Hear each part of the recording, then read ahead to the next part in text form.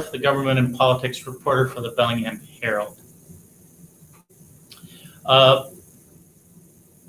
You'll be voting this year in the primary and the general election for members of the Whatcom County Council, Bellingham City Council, Port of Bellingham, among others. We're fortunate to have Whatcom County's election experts here today to help us understand election security, what that means.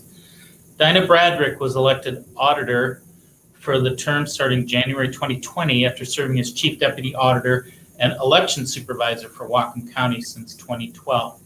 She's also worked in Island and Snohomish counties at the Washington State Archives, in San Diego County in California, and Washington County in Oregon. She's a certified elections administrator for the state of Washington and has administered more than 40 elections. She was the project manager for the implementation of a new ballot counting system in Whatcom County, and she serves on the executive steering committee for Vote WA, the statewide voter registration project. A Washington State native, Dinah holds a master's degree from Portland State University. Also joining us is Amy Grasher, Amy, who's worked in Whatcom County in the elections division for more than 8 years. In 2018, she became the elections supervisor. Thanks for joining us, and I thought we'd jump right in with some viewers' questions. Okay. We had questions sent to us in advance, and as you know, this is live. So David New in Bellingham, I know that my signature has changed over the years. How are signatures verified on the mail-in ballots? So we do a comparison. We have the voter signatures on file, so we have a clip of the signature off the registration form, and then we take the signature off the ballot. So the ballot envelopes are scanned in and the signature is clipped off of the envelope.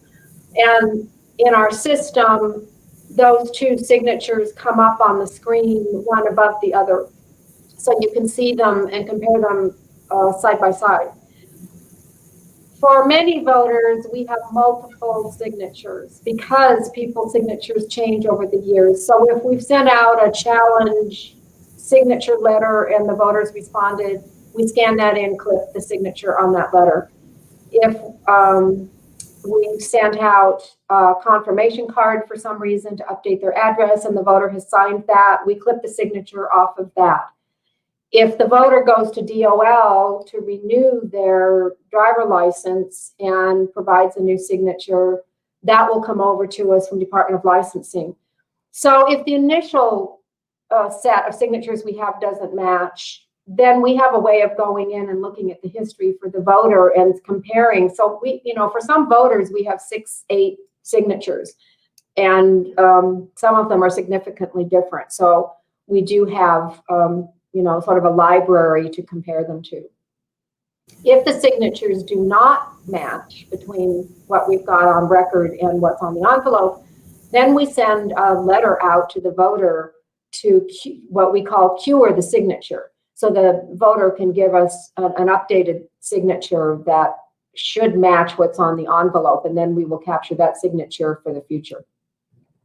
And you and several of the election workers have gone through this Washington State Patrol's course to learn how to verify signatures? Yes, anybody that verifies signatures has to have gone through the State Patrol training, and it's their forensic handwriting experts that provide that class. And some of us have been through, I've been to that class probably 6 times. So I go back and get a refresher whenever it's available for me to attend, and several of my staff have been through multiple times as well. And I've sat through just before the election is certified, the 500 to 700 signatures that have been questioned. There's a long and tedious process of a panel of people, county officials, elected and otherwise, who consider whether or not the ballot should be accepted or not. So there's a further verification process. Right. Yeah. And we talked about this before. My signature, I have a really long name, and my legal signature is a scrawl, and it has been challenged in the past. So and I had to prove it was me that was voting. So, great. David Rasmussen in Bellingham asked, why don't we sign the ballot as opposed to the envelope? He thinks that if we're signing the ballot, votes could be verified. I think I know how you're going to ask this, but or answer this rather. So, but well, the key tenet of voting is that we vote a secret ballot, and that's core to everything we do. So it's in statute, it's in the Washington Administrative Code procedures that we need to go through to protect the privacy of that ballot. It's the reason that what's in the ballot packet is a security sleeve. So the ballot goes in the security sleeve goes in the return envelope. Those two things get separated, and the return envelope with the voter's name and address on it, they get put away before you ever pull the ballot out of the security sleeve. And that's intentionally so that you can't match the voted ballot back to the voter, because otherwise there would be no secrecy for how voters voted. Right. The next question comes from State Senator Doug Erickson of Ferndale. He represents the 42nd District, which is most of northern Whatcom County and northern Bellingham. And before I read you the question, I want to refresh voters' memories that before the last legislative session started, Senator Erickson proposed a bill that didn't advance, but it would have returned in-person voting instead of vote by mail like we do here in Washington State. It would have required voter identification at the polls. It would allow absentee ballots, but absentee ballots wouldn't have been accepted after Election Day, even if they'd been postmarked on Election Day, as ballots are now accepted. He was saying that this would provide a lot more election security, but didn't cite specific examples of fraud that's happened in the past. So here's his question. Can you be 100% certain that a person whose name is on the ballot, even if the signature matches, is the person who actually voted? And if not 100% certainty, what percent certainty can you claim the ballot was actually voted by that person that it was sent to? If the signature doesn't match, but two witness signatures require the ballot to be counted under current state law, what percentage of security can you guarantee that the ballot was voted by the person that it was sent to? So, yeah, go ahead and tackle that one. Well, barring evidence to the contrary, and I don't have any, I believe that the person who signed the envelope is the one who voted the ballot that they put in that envelope. In all of the years I've worked administering elections, and before that I worked in offices around elections, I've never heard stories of here or in any county anywhere where a voter reported that, well, yeah, I signed the envelope, but someone else voted the ballot. I mean, there's no reason to believe that that's going on. So I don't. The voter has signed a declaration under penalty of perjury that they're authorized voter and entitled to vote, and the process believes that the voter, that's their ballot. That's what they're signing that envelope for. So, the same thing with witness signatures. We get very few of those, and that process is designed to allow someone who might otherwise have motor skills and be unable to fully sign anymore, but still wants to vote, has the cognitive skills to vote. It allows them to vote so that they're not disenfranchised. So you get two witnesses that say, yes, the voter that voted the ballot is the one who put their mark on the envelope. So again, I have every reason to believe that it's the voter that voted the ballot. I believe the person who signed the envelope is the one that voted the ballot. Thanks, Diana. This question comes from Natalie, who lives in rural Bellingham. She says she's heard that the Secretary of State is illegally purging voters from the voter rolls beyond state rules for deceased people and those with no valid mailing address. Something like 317,000 voters since 2017 have been removed who have not moved or died. She said she would appreciate your response to this rumor. And I want to add that I've had sort of personal experience with the wording here. Purging, I think, is not actually done. It's putting people on the active or inactive status. Am I correct? Well, yes. Washington State doesn't purge records in the sense of going in and just removing voters. And it's important to understand that the Secretary of State's office isn't canceling or making voters inactive or purging. So I'm not sure where the source of the story is. 300 auditors in 39 counties like you, right? Right. So the responsibility for the voter registration database for Whatcom County rests in my office. And in 17, 18, and half of 19, the voter registration systems were dispersed. So the counties, we all had our own voter registration systems. We had different vendors. And the Secretary of State didn't even have access to that database, so they couldn't have gone in and purged records. Now that we have... Oh, go ahead. Sorry. Now that we have a centralized system, however, the Secretary of State still, they don't go in and delete records. So if voters are canceled, there are a number of reasons why somebody might be canceled. If they're deceased, and there's research that goes into determining that someone is in fact deceased, and then they're canceled for that. If they moved out of the state, they would be canceled. And if we get validation from another state that this voter has since moved to Oregon or somewhere and is registered there, then they would be canceled in Washington. The voter can request to be canceled, but they have to sign a written form that says, I want to cancel my voter registration. Okay. Those voters are canceled. Voters for whom we get back undeliverable official election mail. So that could be their ballot, it could be their voter identification card. If we get those back undeliverable, we inactivate the voter, we do not cancel them. And what they need to do to vote again, to reactivate their registration, is to contact us and let us know where their current residential address is.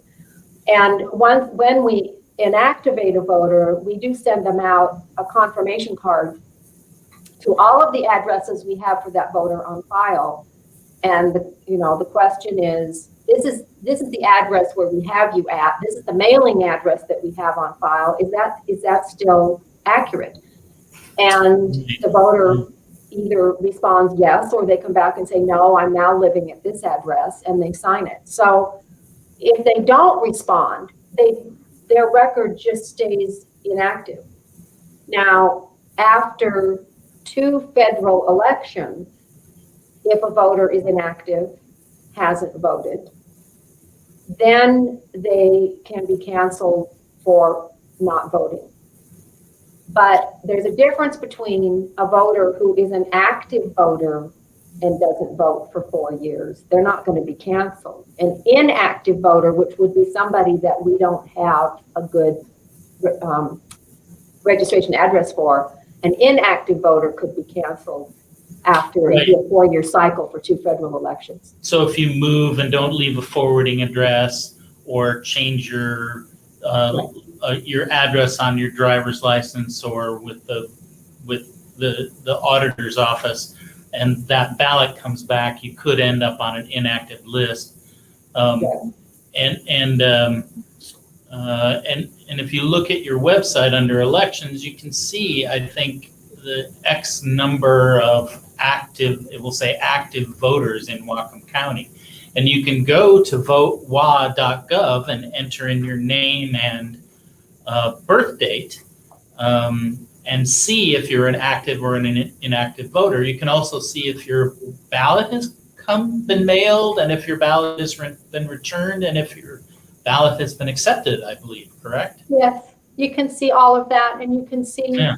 what districts you live in. So one of the big campaigns that we did in last election cycle, and I think we'll continue to do that, is to try and get the word out to people to check their registration status before ballots go in the mail.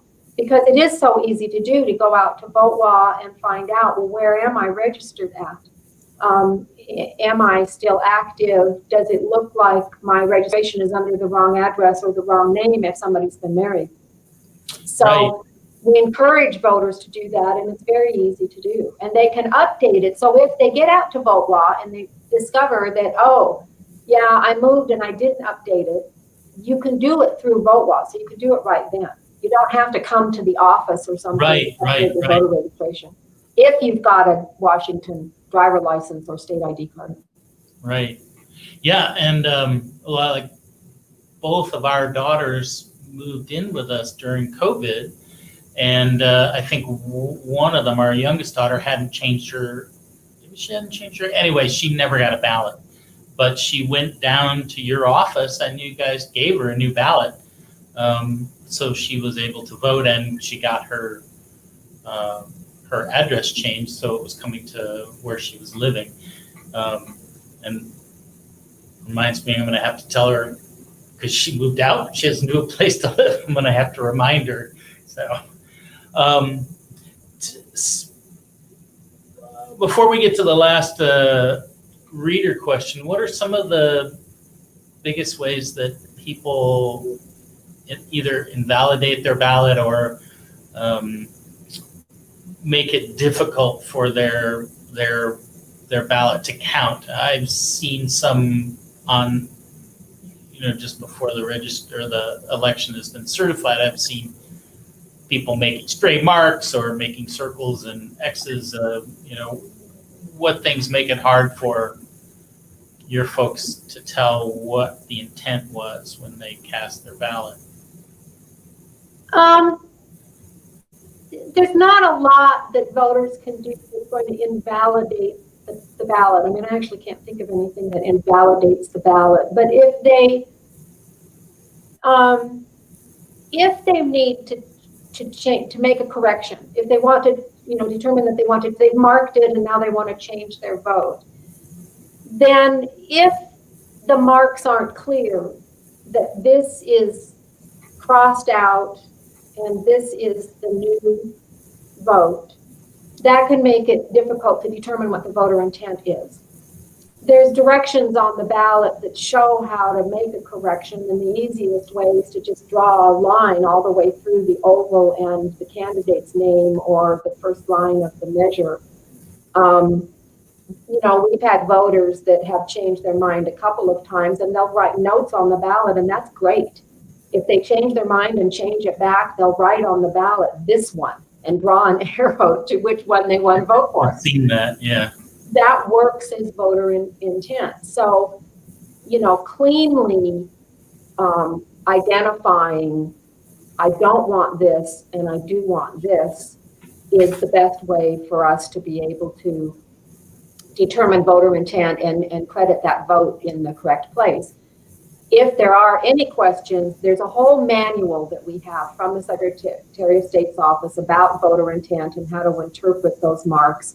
If there are still questions, voter intent questions go to the canvassing board, who is, that board is made up of myself, county prosecutor, representative, and a member of the county council. Aside from that, in order to make sure that voters are being able to have their ballot counted, it has more to do with, did they sign their own envelope? Did they sign it with a signature that matches what we've got on file? And did they return it on time? one of the single biggest problems that we have are people that drop their ballot in a mailbox on election day after the last pickup time. And I think some voters have the belief that as long as they get it to a USPS drop site on election day, it's going to count. The fact is that if it's not before the last cutoff time, the ballot won't get picked up and it won't get postmarked in time, and it'll be sitting in that mailbox until tomorrow. And then it's going to get the day after election postmarked, and then we can't count it. So it's been a challenge in some ways to try and get that word out so that people understand, because we really encourage people, if they're waiting to deliver their ballot on Monday or Tuesday, to use one of the official drop boxes, because those, as long as the ballot is received up until 8 p.m. on election night, those ballots are going to count. And after 8 o'clock on election night, the drop box is sealed up, so they can't put a ballot in there. But if they deliver it to a mailbox, or even inside the post office, if it's past the cutoff time, it won't get postmarked election day. And most cutoff times in Whatcom County, I think 4 o'clock there may be some places as late as 5. 4 is really common. In some places, it's really early. It's 1 o'clock or 2 o'clock in the afternoon or earlier. So we really need to pay attention to that. Yeah, I'm going to use the mail. I don't think I just always allow for something to happen with the post office. Not that, most of the times I see it's returned within a couple of days, but the drop boxes are there. They're just as easy to use as a post office box. In fact, you're right by the post office. They're very secure. I mean, if you look at chain of custody, yes, it's the ballot goes from the voter into that box, and it's collected by a team of election staff and taken directly back to the office. So, why don't we from the voter? You've told me about that. Why don't we go through that whole thing with the log books and ballots never left alone? Yeah. So drop boxes are very secure. They're built like mini tanks. We buy them from vendors whose business it is to build them in this very solid way. The intent is to have a box that can't be easily, if a truck runs into it. I mean, we haven't had that happen in Whatcom, but some counties have stories of a 4x4 that's backed into the drop box, and the drop box is still standing. So more damage was done to somebody's truck than to the drop box. And then the drop boxes are sealed on the inside and on the outside. So the ballots are always handled by teams of 2. Ballots are not picked up by a single person. So a team goes to the ballot drop box, and when we open the boxes, which happens tomorrow for the primary election, a team will go out around to the drop boxes and open the flap and put new seals on. And there's a seal log that goes along with that says the interior seal number is this, the exterior seal number is this. It's signed off by 2 people. So it's like Ocean's 11. So when somebody when the next team shows up to collect ballots, the first thing they're going to do when they remove those seals so they can get the back of the box open to pull out the ballots is they're going to compare the seal numbers. So they're going to make sure the seal hasn't been tampered with, so it's not like missing, and that the number matches. And they write that down, and then they empty the ballots out of the box, and they put the ballots they empty out of the drop box into a sealed transport bin. The transport bin also has seals put on it, so there's a seal on each end. So the team is going to, as a pair, write down the seals on the transport bin. They're going to write down the new seals they're putting on the drop box. They're going to lock the back of the drop box, seal it, and off they go. So that's a security measure that happens around all of the drop boxes and the transport bins. And once the ballots now are delivered back to the courthouse, a different team of people is going to compare the seals on the transport bins with the seal log, which is inside the bin. So they write the seal numbers down and they put one of the seal logs inside the bin. They're going to cut off the seals, open that transport bin, and compare the seals to the numbers that were written down on the slip that's inside. So the slip can't have been altered. And so that's how we assure that the ballots were safely transported between the drop box and the office and have not been tampered with. And from there, then teams of people sort them and it goes on down the process. So that's a big part of the security of the ballots and the way that they're being transported around the county and getting brought back to the courthouse. So it's a very secure process in terms of chain of custody and knowing, yes, it was secure. And of course, downstairs where you're doing the counting, there's the times that I've watched, there have been multiple people, more than two, sorting the ballots into, I forget how they're sorted, but also then there are lots of people watching. There are observers from both parties, I believe, and I'm not sure if just independent, but I know that I've gone down and watched with people. How does somebody become an election observer, or how would someone come down and see it done? They're curious. We have official observers, and they are party representatives. And so the parties generally recruit them. And we do a training session usually once a year in the summer. So we're getting ready to do our observer training so that new observers can come in, and we go through a training process that explains what the role of the observer is and what the process that they're going to observe looks like and what the rules are for being an observer.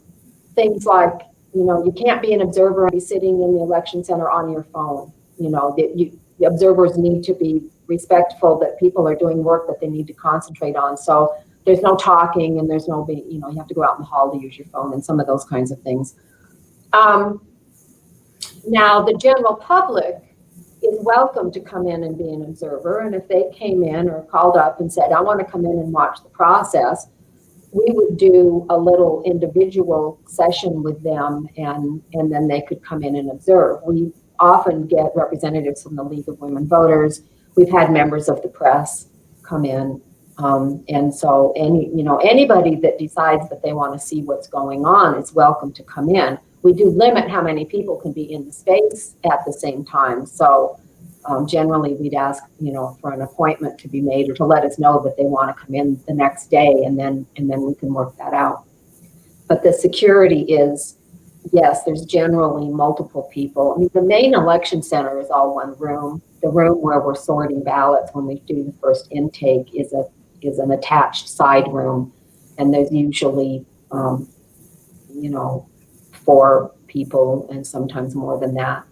The election center itself is, really a vault. It has prox locks on all the doors, and it requires 2 election staff to be able to get in the outside doors to get into the space. And those locks have reports that come off of them. So we get a prox lock report every day during the election that tells us who's been accessing the door, who's been trying to get in, and who's exiting, because you also have to prox to get out so that it's tracked that people left and that everybody got out of the center when we locked up at the end of the day. So all of the doors are like that now. And So it's really easy for us to monitor, and nobody else has access to the election center. So there's a very short list of people that have access keys to get in.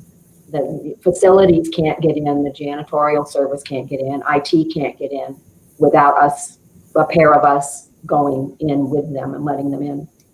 So I remember I was invited early in my career as a government reporter, and I was actually with an elected official, and that elected official had to go through greater scrutiny than I did as a member of the public.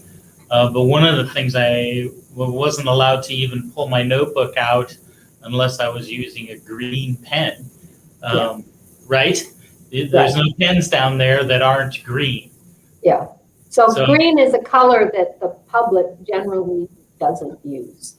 And so we don't keep other colored pens in there. They just don't, they're just not in the center. And that's so that you couldn't, you know, pull out a black or blue pen and be marking up something and, you know, somebody was aware of it. Yeah. Then it'd be, you know, it's really evident if we're making, you know, keeping logs or writing notes on ballots. You know, there are things that we do down in the bottom margin, either because we're tracking them for duplication or we're marking them for scanning because we think they won't read correctly. And that's all done in green so that it's evident that that was done by staff and that you can't go in and, you know, alter votes or something without, you know, it would be very evident. Yeah, I think I wasn't well, I've been able to take photos and video down there, but I've had to do it in such a way that didn't show anyone's name, didn't show anyone's signature, didn't show how a ballot was marked. Mm-hmm. So I've had to be very careful how the photos are framed.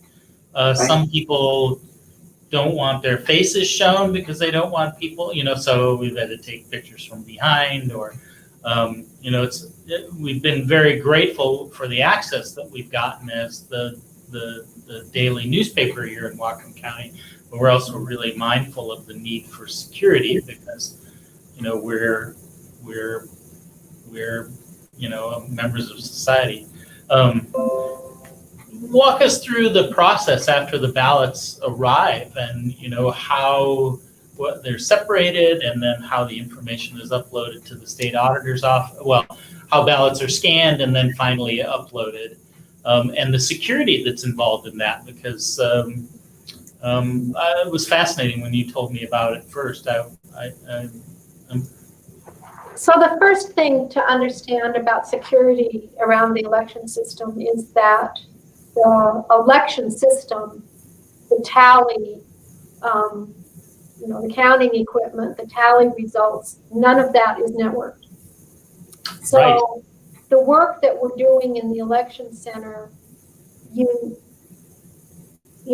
somebody can't hack into the system and change the results or whatever because it isn't networked. So you can't get in from the outside into the computers that are dealing with the tally. The ballots come in and the first thing we do is we dump the bins and then we put them right side up in smaller bins.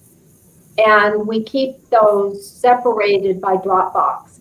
And that's really for our internal administrative purposes so that we can track how the drop boxes are being used, how heavily they're being used and that kind of thing. There's no mandated requirement for us to track boxes, but we do for internal use. So we know how many ballots came in through the mail. We know how many ballots came in from each drop box.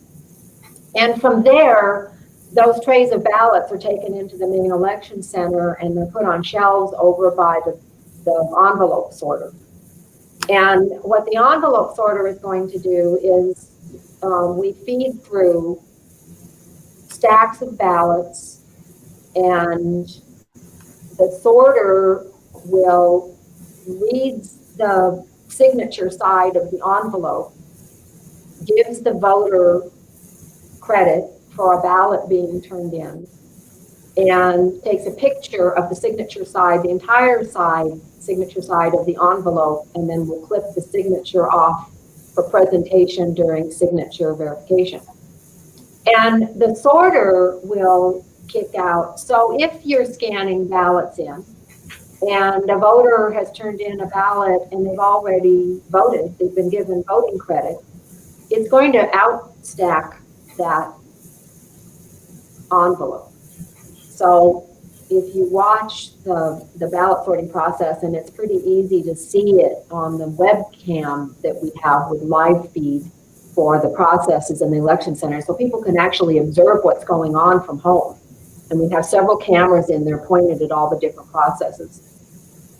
They'll see the ballot sorter, and it'll be outstacking ballots based on potentially the voters already voted. It's an envelope that's not from our county. Right. It isn't signed. So there's a lot of different reasons why it might get outstacked. And the rest of the ballots, we create groups of 140 ballots. And so we get 140 envelopes, and that becomes a tray. And then they come through and we start another tray. So that's the sorting process. And then the tray of 140 ballots is going to be put aside until the signatures have been verified. So there's a group number assigned to that tray, and the signature verifiers are going to go into the system, pull up a group number, and start checking signatures. And once we've gone through and checked the signatures and challenged ones where the signatures don't match, or the signature line is blank, or someone else has signed the envelope, those all get challenged. Then the envelopes, then the ballots are run through for a second pass. And that's through the envelope sorter. And that's going to create a group that then is going to go to opening board. And in that second pass, it pulls out ones that have been challenged. So then it goes to opening board, and the first thing they're going to do is separate the signature envelope from the security envelope. And that's one step. And then somebody else is going to take those security sleeves and pull out the ballots and examine them to make sure that they can run through the scanner correctly. And they're going to count to make sure that the number of ballots matches what the group says. So they've got a log sheet that goes along with the group that's going to say there should be 140 ballots here. They're going to count them to make sure they've got 140 ballots. Now you've got a group that's ready to go and be tallied, run through the scanners for tally. So they're going to be scanned. Ballots can be scanned. We don't tally until 8 o'clock election night. But ballot groups can be scanned in preparatory to tally. So the last step then is after the ballots have been scanned in, then they're going to be adjudicated.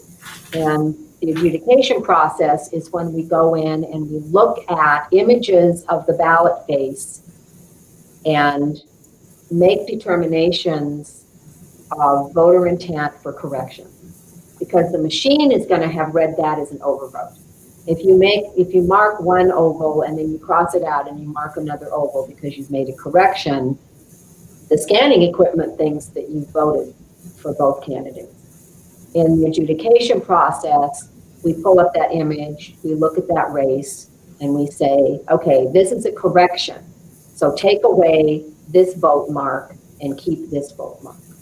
And that's the adjudication process. And that's one where we present that on large format TVs over the computer monitors where people are working, so the observers can actually see what's being done. What is it that the workers are looking at when they do the adjudication? Yeah, and that's the way it's done. The canvassing board too. The signatures are put up on a screen in a large format like that, right? Yeah. Yeah, and I thought it was really interesting. Almost zero of those signatures that haven't been cured are accepted in the end. most of them are obviously not, the voter's signature on file. Well, they're looked at several times. So the person who does an initial signature verifying, they're going to challenge it because they think it doesn't match. But it's going to be reviewed by a second senior staff person before we send letters out to cure the signature. A second person needs to agree that, yes, the signature doesn't match. Then when the letter goes out and it comes back, there's another person who's looking at it again. And usually Amy goes through and audits them. As the supervisor, she goes through and does an audit. So before it ever gets to canvassing board, they've probably been looked at, the signature's been looked at 4 to 6 times by different people who all are agreeing, yeah, we really think these don't match. So canvassing board can accept them, and they do accept some of them. Canvassing board will look at them and say, okay, we really think this is a good signature, but by and large, by the time it gets to canvassing board, they really don't match. So after, at what point are the ballots separated from the signature and then scanned in, and then they're held until election day? How does that work? Well, the ballots are separated, a batch, and then batches are created, and we scan all along. Once we start getting ballots in, we'll probably start scanning ballots in next week, so that those batches are all scanned in and ready to go for when we run the tally at 8 o'clock on election night. And that's how you're able to get an accurate count so quickly. Right. So we try and have as much processed and ready to release as we can on election night.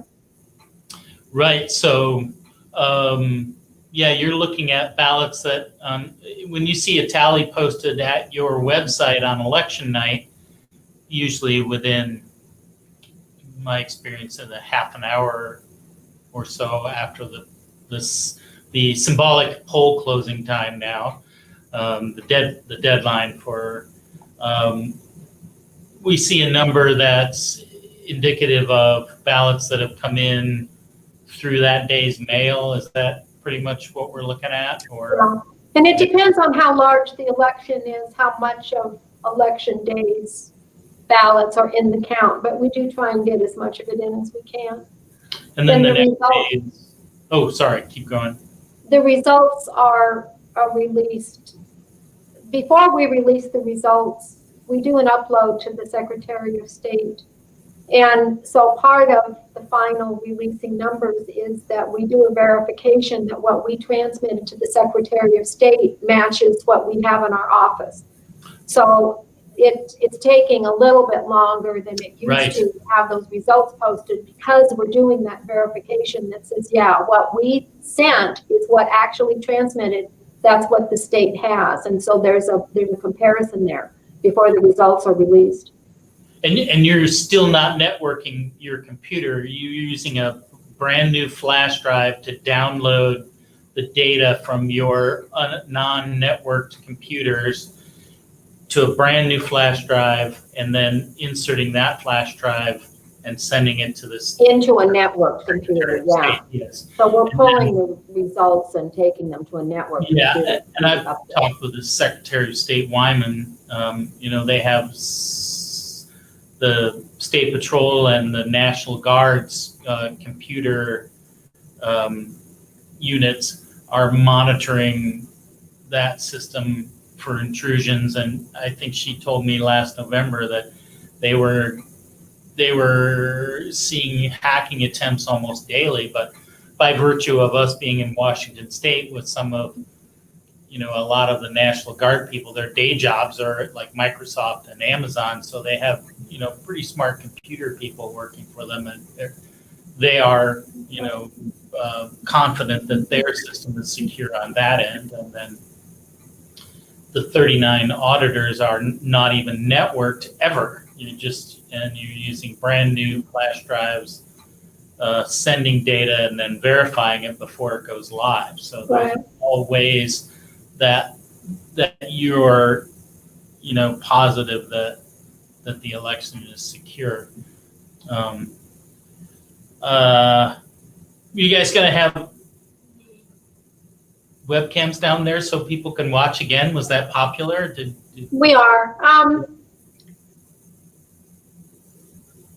One of the unintended consequences, I think, of having the webcams available is that part of our operation was videoed.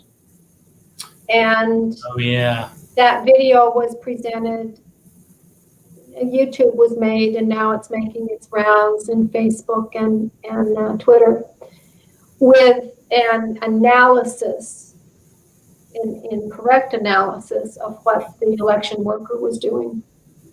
And with statements saying, here was this person sitting there by herself with no observers, and that she was changing votes for the governor's race.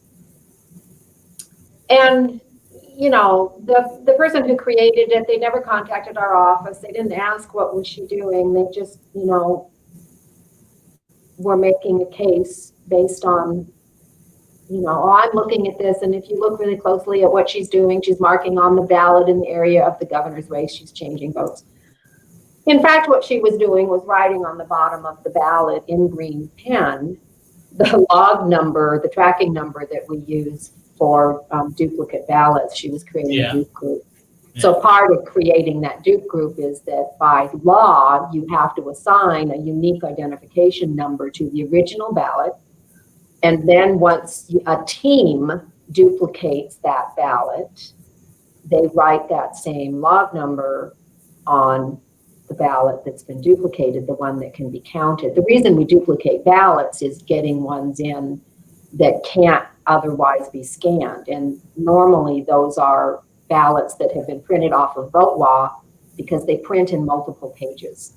And the system is expecting a single page, double-sided ballot. So if you get one from somebody that's printed it off vote law and it comes in 3 or 4 pages, you have to duplicate it onto machine readable format.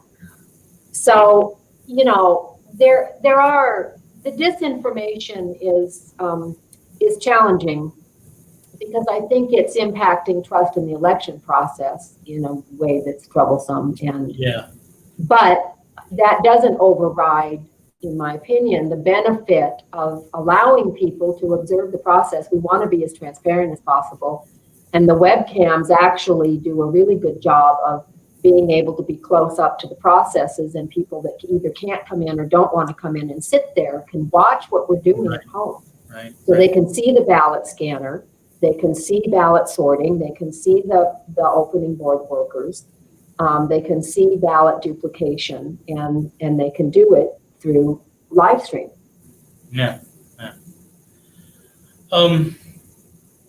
Is there anything else about election security? Do you hear issues from voters that you wanted to address, or? I get asked about security, and most of the, I've answered most of those sort of common questions. I do get asked about, can the tally system be hacked? And, no, it's not networked, and we're using clean flash drives and all those kinds of things. I think one of the topics that's come up since last year has to do with the validity of our data, how good our database is. There's a story out there that dead people voted. That's one. So the number that was given, one campaign turned in a list of various kinds of what they considered data flaws based on whatever research they had done, however they had done it. And part of that was a spreadsheet that had 230 supposedly deceased voters who had been given voting credit. And, we do take that kind of thing seriously. We did our due diligence to do the research because you sort of want to look at that and go, well, really? We didn't think so, but we're going to go research it. And we looked up every single name. There's very specific authoritative documentation that we use to verify whether somebody is deceased or not. One of them is an obit. So we look up to see if there's an obituary on file. We'll use LexisNexis to verify data. We'll get affidavits from family members that somebody is deceased. So we went up and looked at all 230 voters and found no evidence that they were deceased. So we started phoning them. And we didn't phone all 230 of them. We spot checked, but lo and behold, they answered the phone. So, you know, the bottom line is wherever this data had come from and however it had been compared, it wasn't the result of a deep enough level of research to say, yes, these people really were deceased. And in fact, they were not. Yeah. So the story is out there that there's 10,000 dead people who voted in the state. And it's just, you know, it's just not true. Our data is, we spend a lot of time maintaining the voter registration database. We rely on a lot of tools to make sure that addresses are deliverable both by USPS, that they're valid addresses in Whatcom County. We use the EIS system to validate address points. So, you know, the idea that, well, we're just mailing ballots out to people at, you know, non-deliverable addresses or fake addresses, or they're not really places, just isn't, you know, really isn't true. And that was another part of the data that we got was, oh, you've got all this bad address data. And we researched all of it, and none of it was bad. You know, we compared to the assessor's records, we compared to USPS, our vendor that does our mailing house, does a lot of address cleanup. So that's when people ask me what we're doing when there's not an election. That's what we're doing when there's not an election. You know, we're sending out confirmation cards to voters that stuff has come back undeliverable. We're going in and cleaning up address points. We're doing, you know, we're investigating, are they deceased? And that's what we do to keep the database clean. And well, I was going to say, and there's very few instances of election fraud, actionable instances. I forget I got a number from the Secretary of State statewide. I forget what it was, but it was very small. One of the instances of voter fraud that occurs, for which we have very small numbers, but it does occur, are people that have voted in more than one state. So one of the things that we do to maintain our database is the state belongs to a consortium called ERIC. And not all 50 states belong, but it's 39, I believe, states belong to that. And those states do a cooperative data sharing and data matching. And then we get these ERIC reports and go in, and we don't ever take just a report and go, oh, that's true, let's go cancel this voter, or let's, you know, move them or whatever. We go in and we research it. But it does give us a starting point to say, okay, this voter has apparently moved to another state and has registered there more currently than, you know, the data we have on file. So part of the ERIC data matching is that it will present to the state, these voters appear to have turned a ballot in both in Washington and in some other state. And the last time that we got a report, we don't have the one for 2020 yet, or I haven't seen the results of it. The last one, there was 150, I believe, statewide. Yeah. So yeah. Those get dispersed out to the counties, and I believe Whatcom County, we got 5. So we had a list of 5 voters, and we then went in and researched, you know, reached out, we contacted the voter. It's like, what is really the situation here? And then if it turns out that in fact they voted twice, it gets turned over to the prosecutor.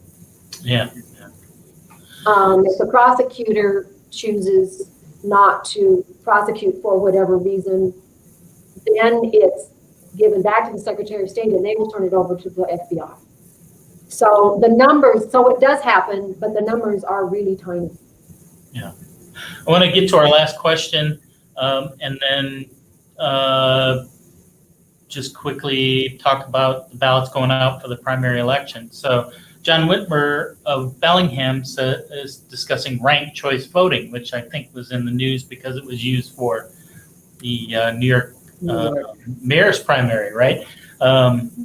Ranked choice voting is being considered by a growing number of localities nationwide. Leaving aside the political pros and cons of this voting method and viewing it solely from the perspective of election official jobs, John wants to know if this voting method adds significant burden on the administration of elections, the tabulation of votes, and the reporting of outcomes, if it were ever adopted here.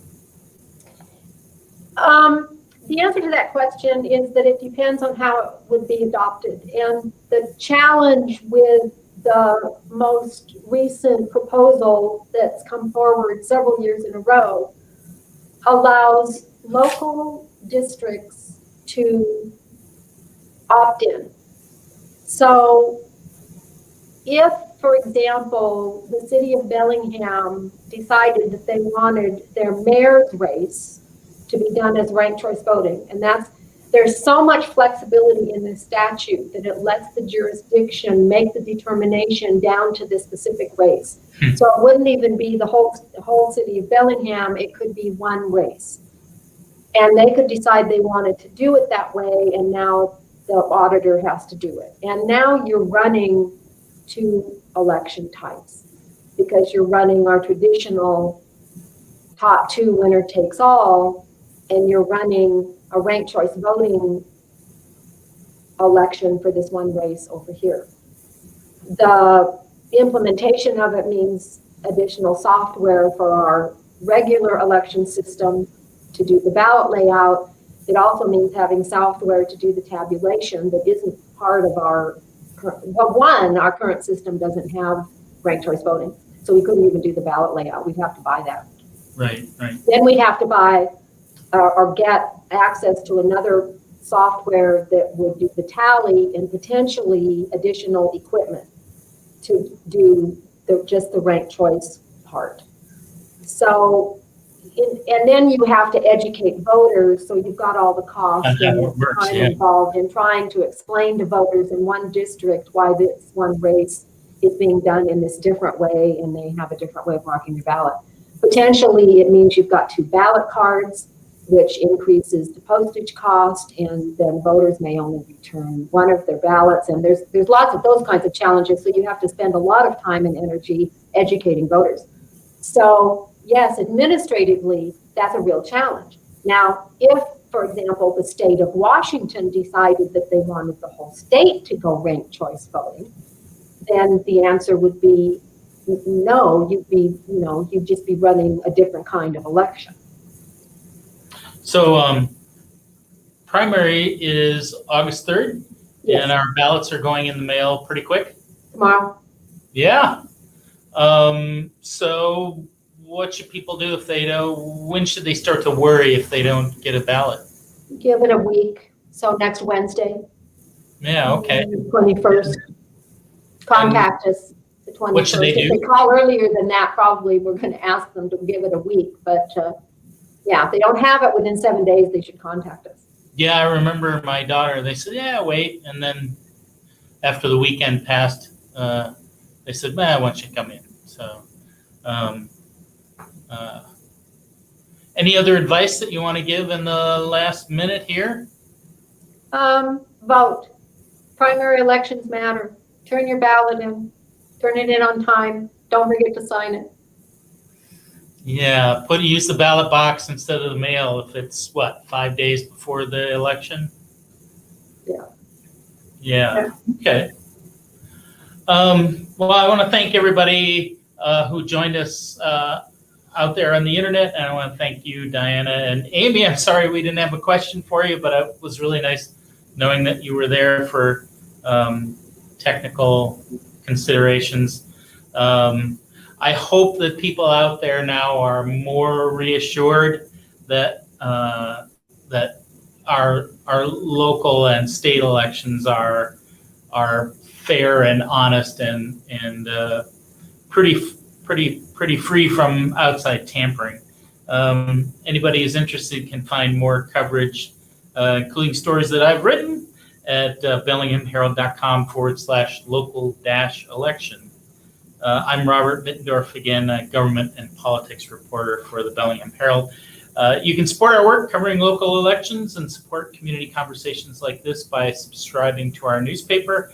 Just go to bellinghamherald.com/subscribe. Thanks again. Enjoy the warm weather.